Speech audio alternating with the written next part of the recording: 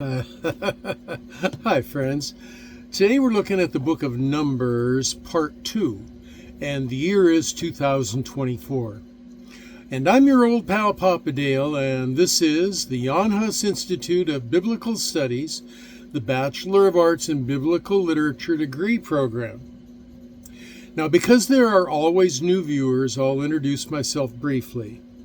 I'm a retired pastor, teacher, theologian, and professor with over 50 years of service to the Lord Jesus Christ. My name is Dale Warren, and professionally I'm known in my writing, teaching, and lectures as D.A. Warren, but my friends just call me Papa Dale. So you can see the details of my personal testimony, family life, education, and ministry experience in other videos on this playlist. So for now, let's just get right into today's topic, which is the Book of Numbers, Part 2. So, get on the reading glasses so I can see my notes. And here we go, Numbers Part 2, JHI Bachelor of Arts degree. This is Old Testament, number 09b. The historical cultural setting.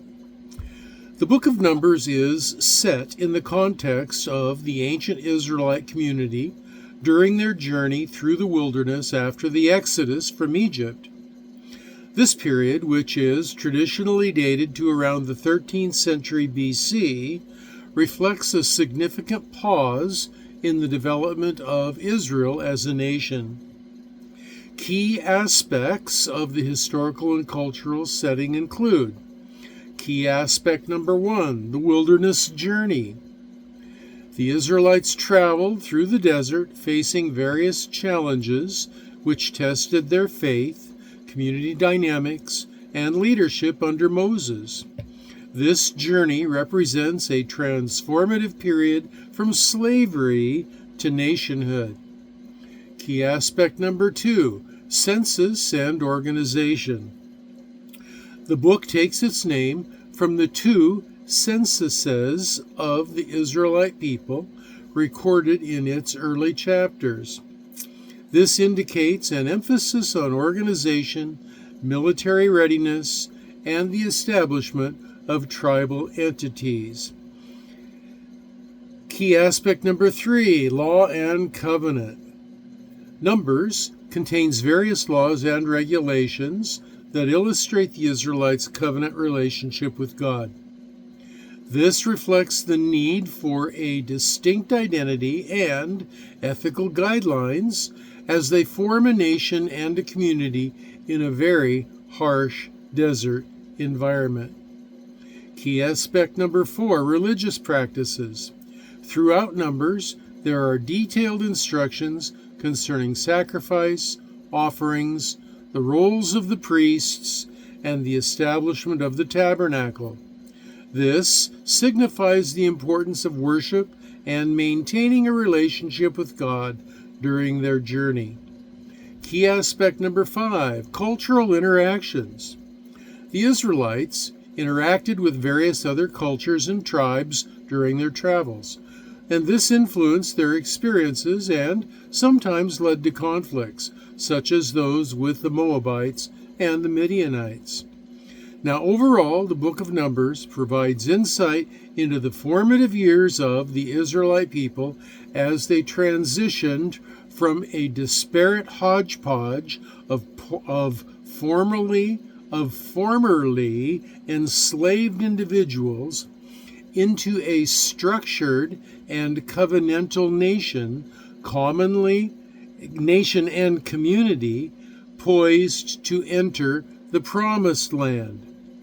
So what you have is this ragtag community of people. You've got the Hebrews, but then you've also got this mixed multitude of people from all kinds of other different lands, including probably Egyptians, and they all kind of left Egypt together, and they have no real overarching commonality of belief system, or languages even may have been considerably different. So you've got this great challenge of the historical and cultural differences between them that have to be rectified in order to create a nation out of these people. So there are theological concepts that affect the entire scripture that originate from the book of Numbers. It contains several theological teachings and implications that are significant for understanding the relationship between God and the Hebrews, as well as broader themes applicable to faith and community. Now, here are some of the key theological insights. Theological insight number 1, God's faithfulness and sovereignty. Throughout the narrative of the book of Numbers, God's faithfulness is evident as He guides and provides for the Israelites. Despite their disobedience and doubts, He shows His faithfulness. This underscores the belief in God's sovereignty over history and His commitment to His promises. And then we have theological origin, point of origin number 2, which is the importance of obedience. This theological insight in Numbers emphasizes the necessity of obedience to God's laws and commandments. The consequences of disobedience are illustrated in several incidents, reflecting how moral and spiritual choices affect individuals, the community, and the nation. Theological insight number 3, leadership and authority. Moses, as the primary leader, embodies the struggles and responsibilities of leadership. His challenge illustrates the importance of humility, reliance on God, and the need for guidance in making decisions. Theological insight number 4, community, identity, and cohesion. The censuses and laws highlight the importance of community identity among the Israelites. God establishes guidelines for living together, emphasizing that faith is lived out in communal life and mutual responsibility. Theological insight number 5, grace and judgment. The narrative contains themes of both grace and judgment. While the Israelites frequently face consequences for their actions, there are also moments of mercy, emphasizing the complexity of God's nature as both just and loving. Theological insight number 6, worship and holiness. The instructions regarding the tabernacle, sacrifices, and priestly duties illustrate the significance of worship and the concept of holiness. These things reflect the understanding that a holy God requires a holy people, setting the standard for their relationship with Him as holiness. Theological insight number 7, hope for the future. The journey in Numbers is not just about survival in the wilderness. It signifies the hope and anticipation of entering the Promised Land. This prophetic element foreshadows the fulfillment of God's promises and offers a vision of restoration. Overall, the book of Numbers teaches that faith involves both individual and communal dimensions, the importance of obedience, and the assurance of God's faithful presence amid challenges. These themes continue to resonate in contemporary religious thought and practice. I got to tell you that unless you're really familiar with the historical cultural setting of the book of the Torah in the Old Testament, and particularly the books of Leviticus and Numbers, you're not going to get a very good understanding of the whole rest of the Scripture. You see, this is just foundational. This is nation building. This is formative. The things that were asked of the Hebrew people to do in Leviticus and Numbers particularly, repeated in Deuteronomy, are the necessary things for building a nation, for building a community, for establishing rules and guidelines by which the people, the community, will be able to live together and will be able to have a cohesive, what's the word I'm looking for? They need to have a cohesive interactivity. They need to get along together, and they need to understand how to get along with Yahweh as well.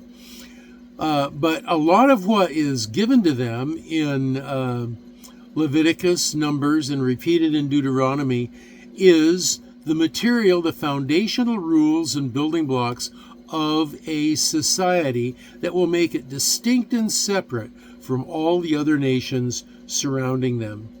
Now let's move on. Let's get into intertextuality. Intertextuality refers to the relationship between texts and how they influence or reference one another. The book of Numbers, as part of the Hebrew Bible and Christian Old Testament, has several instances of intertextuality that connect it with other biblical texts. Now here are 4 notable examples. Connections of intertextuality. We have in number 1, the first one is Exodus and Leviticus. Numbers continues the narrative established in the book of Exodus, particularly the Israelite journey from Egypt to the Promised Land. Numbers references the covenant established in Exodus and the laws given in Leviticus, and shows an evolution of the community's identity and obligations as they prepare to enter Canaan. Nation building. Then we see in Deuteronomy, number 2, the themes and laws presented in Numbers are revisited and expanded upon in the book of Deuteronomy. For instance, the recounting of Israel's wilderness journey and experiences, such as the rebellion and the consequences faced. This serves as a foundation for the admonitions and teachings in Deuteronomy, reinforcing the call for obedience to God. Then we see in the book of the Psalms, several Psalms reflect back on the history of Israel, including their wanderings in the wilderness, and they recount events from Numbers. For example, Psalm 95. This refers to the Israelites' testing of God in the wilderness, echoing themes from Numbers 14, where the people rebelled against God's plan. Intertextuality, point number 4, the prophets. The prophetic books, such as Jeremiah and Ezekiel, reference the themes found in Numbers regarding disobedience, judgment, and restoration. For example, Ezekiel 20 recalls the rebellious spirit of the Israelites in the wilderness and God's desire for them to walk in His statutes, linking back to the narratives in Numbers. Now, those were instances of intertextuality between the book of Numbers and other books in the Old Testament. Going forward, here are 2 more instances of intertextuality, but these are between the book of Numbers and the New Testament. So intertextuality, point number 5, the Sermon on the Mount. We see this in Matthew chapters 5 through 7.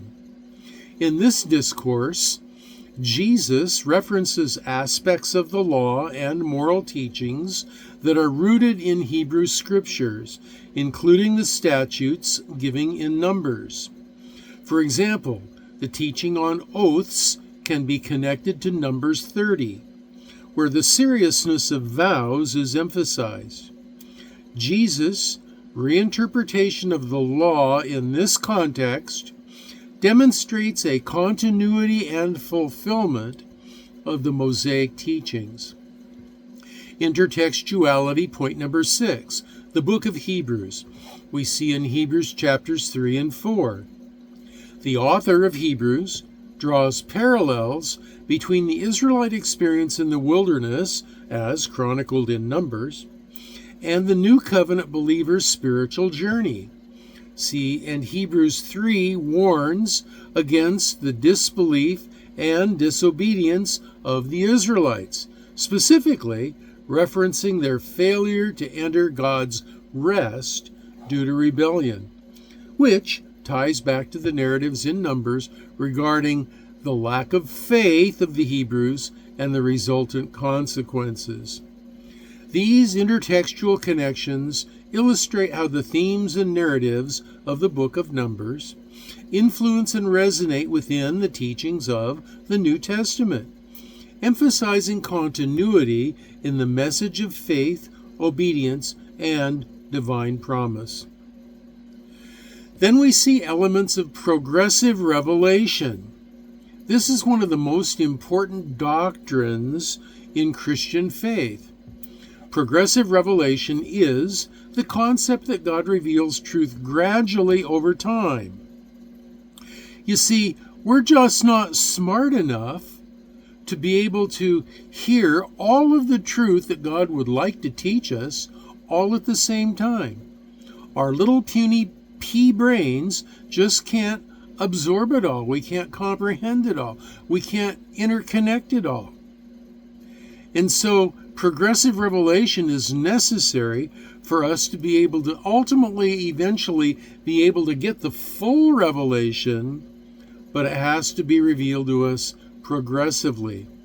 Now, here are 3 examples involving the book of Numbers. The first example of progressive revelation has to do with God's presence and guidance. In Numbers, God manifests his presence among the Israelites through the cloud by day and fire by night. Numbers 9, verses 15 through 23. This physical representation of God's guidance sets a foundation for understanding God's presence in different forms throughout Scripture. In the New Testament, this concept evolves with the Holy Spirit's indwelling believers. See Acts chapter 2. This illustrates a deeper realization of God's continual guidance and presence in the lives of his people. Progressive revelation point number 2, the concept of sacrifice. In Numbers, various sacrificial laws are outlined, such as the offerings described in Numbers 28 and 29. These sacrifices were meant to atone for sin and maintain a relationship with God. But as biblical revelation progresses, this sacrificial system culminates in the ultimate sacrifice of Jesus Christ, Hebrews 10, 1 through 10, who fulfills and supersedes the Old Testament sacrificial system, providing a permanent means for atonement. In the Old Testament, you had the sin offering, the burnt offering, the peace offering, the grave offering, the grain offering, and the wave offering. These were all sacrifices given in the Old Testament, given in the tabernacle, and later in the temple, which were for the purpose of revealing the way in which human sin would be covered so that we could have a relationship with God the Father. But they were only foreshadows. They were only foreshadows. They were only premonitions. They were only typological of the fullness of the result, pointing to Jesus Christ. It is in him that all of these sacrifices have their fulfillment. And so then we look at the third point in speaking of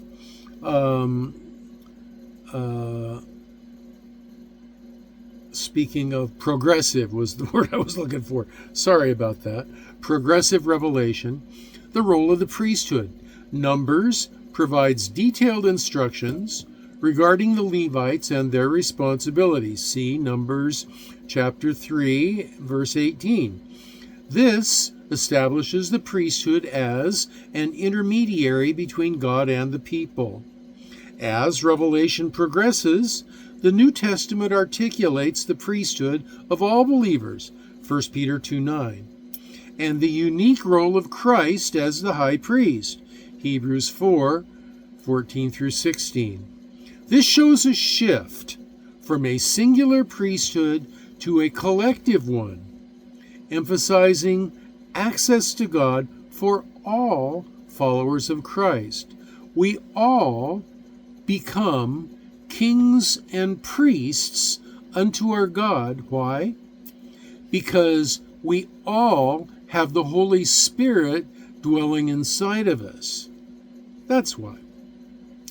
And so now let's look at some language issues, Hebrew idioms.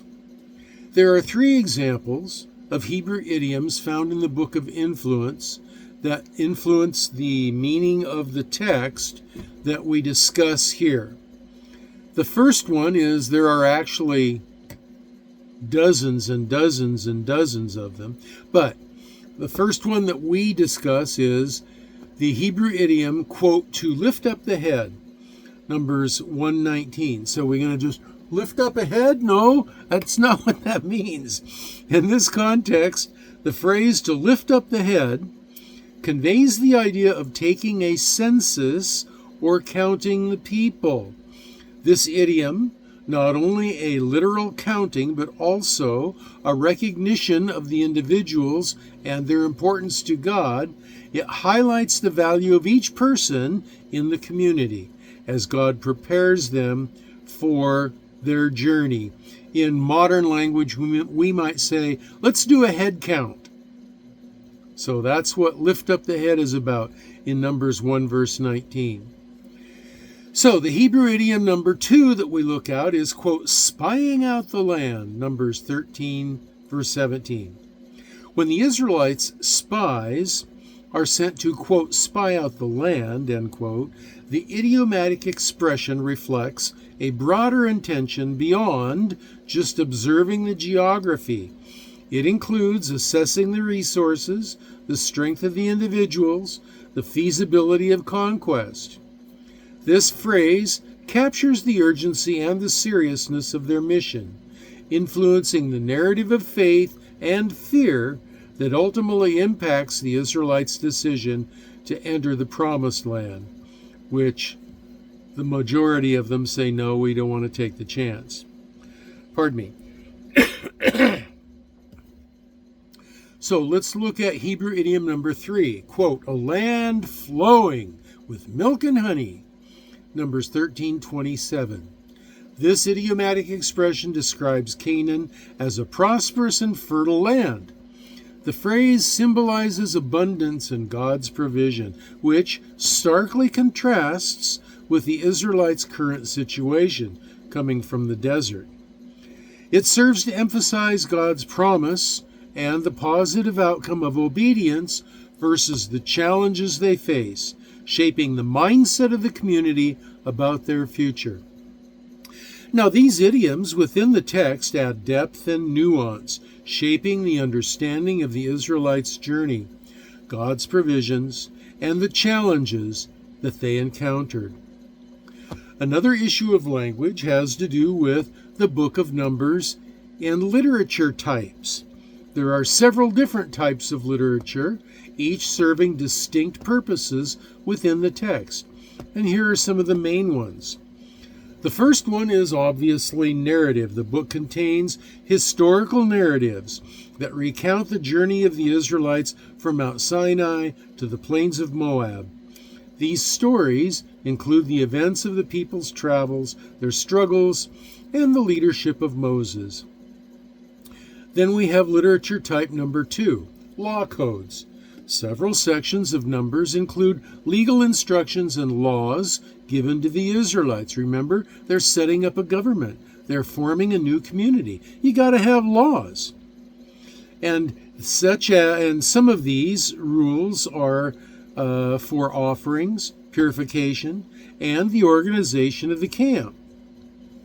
These laws often reflect the covenant relationship between God and Israel, as well as the relationship between the different tribes and between individuals. And so now we look at literature type number 3, genealogies. The book features genealogical lists that trace the lineage of the tribes of Israel, particularly in its opening chapters. These genealogies serve to establish the heritage and the tribal identity of the Israelites. Literature type number 4, the census lists. Numbers includes detailed census data, counting the number of men eligible for military service from each tribe. This statistical information plays a key role in understanding the organization and size of the Israelite community. Literature type number 5, poetry or songs. There are poetic segments and songs within Numbers that reflect Israel's experiences and God's actions. These are often sung or recited during significant events or as expressions of worship. Literature type number 6, prophetic oracles. Numbers features oracles and proclamations from prophets, including Balaam's prophecies, which convey divine messages and blessings regarding Israel's future. These various literature types together create a multifaceted account of the Israelites' journey, their laws, community structure, and the theological themes that permeate the entire narrative. Now we come to an element of language called literary devices. The Book of Numbers employs various literary devices that significantly impact its meaning and enhance the reader's understanding of the text. Here are some notable ones. Number 1, repetition. Key phrases and motifs such as the command to be counted or the concept of covenant are repeated throughout the text. This repetition underscores important themes and reinforces the relationship between God and the Israelites, emphasizing their identity and their mission. Imagery. Vivid imagery is used to depict the experiences of the Israelites, such as the descriptions of the wilderness, the camp arrangement, and the rituals of worship. Imagery helps readers visualize the setting and the intensity of the Israelites' journey and challenge. Contrast.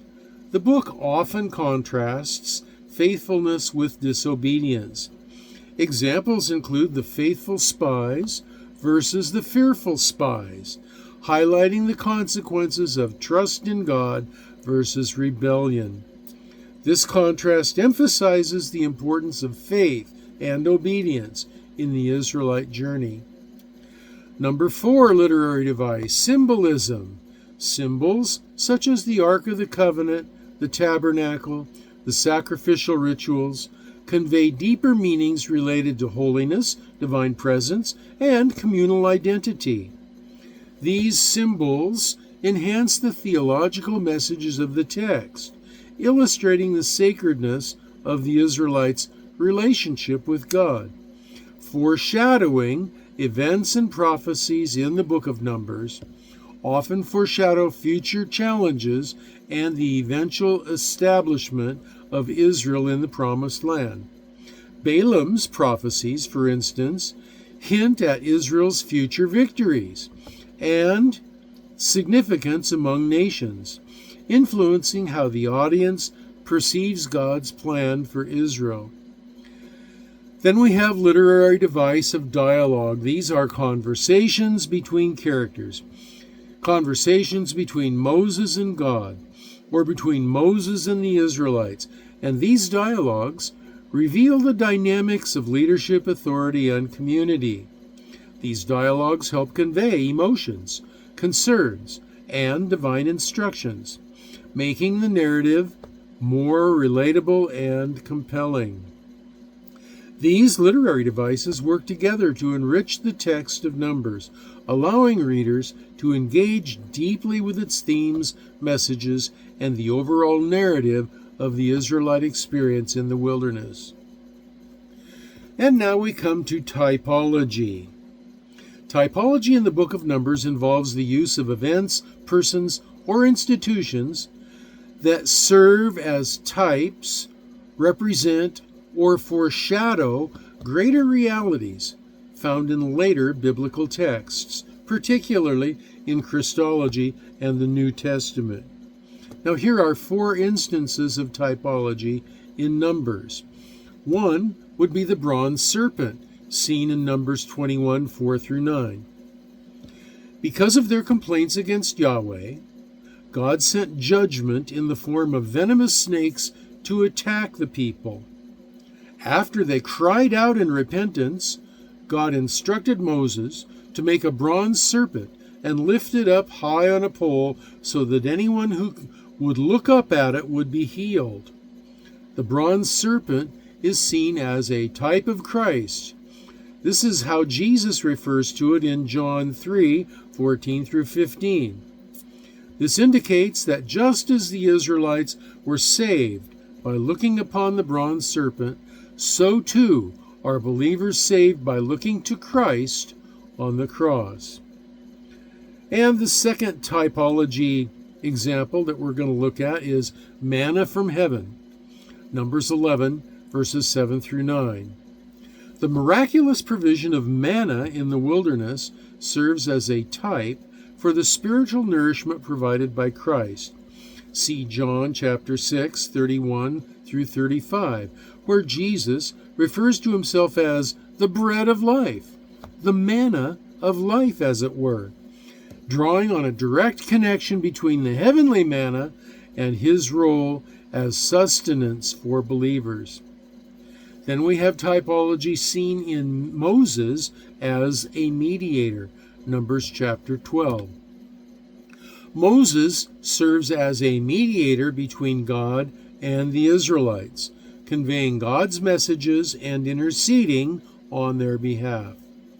This role typologically points to Jesus Christ, who is portrayed in the New Testament as the ultimate, the quintessential mediator between God and humanity, 1 Timothy 2:5, fulfilling, he, Christ, Jesus, fulfills and surpasses the role of Moses.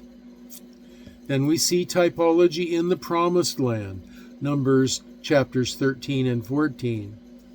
The journey of the Israelites toward the Promised Land is a type of the spiritual inheritance of believers in Christ. The land represents not just a physical territory, but also the spiritual rest and fulfillment found in Christ, Hebrews 4, 8 through 10. Now this contrasts the physical journey with the spiritual journey that believers undertake towards eternal rest. These instances of typology in Numbers enrich the understanding of the text and establish connections between the Old and New Testament narratives. This emphasizes the continuity in God's redemptive plan. Now, I am your old pal Papa Dale. This is the year 2024, and the lecture that you just watched is Numbers, Part 2 of 3. And great insights leading to deeper relationships with Jesus await you, so you need to keep going. Please remember to read the printed notes and look up the scripture citations if you're studying for the Bachelor of Arts in Biblical Literature degree. This is a requirement. You can find them in the video transcript or at the link to the Jan Hus Institute blog that you'll find below this lecture in the video notes. So until I see you in the next video, it's Papa Dale saying, God bless you, and I'm praying for you that you will be well and that you will be blessed.